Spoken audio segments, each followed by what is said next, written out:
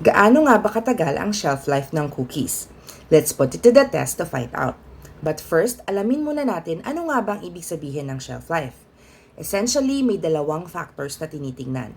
Una ay safety o hanggang kailan ligtas kainin, at pangalawa ay satisfaction o hanggang kailan masarap kainin ang isang pagkain.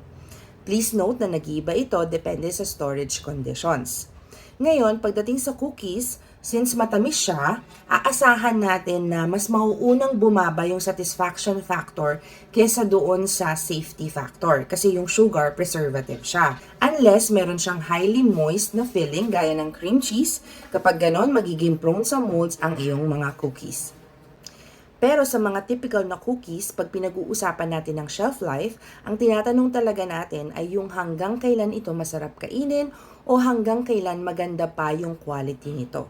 So, ang standard na shelf life ng cookies ay 7 days kung nasa labas ng ref or room temperature. Dapat nakalagay ito sa airtight container kasi kung hindi, mas iigsi yung shelf life.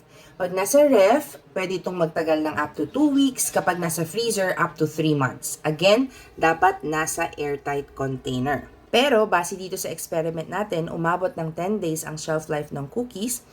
Okay, tikman natin. See, may moistness pa siya.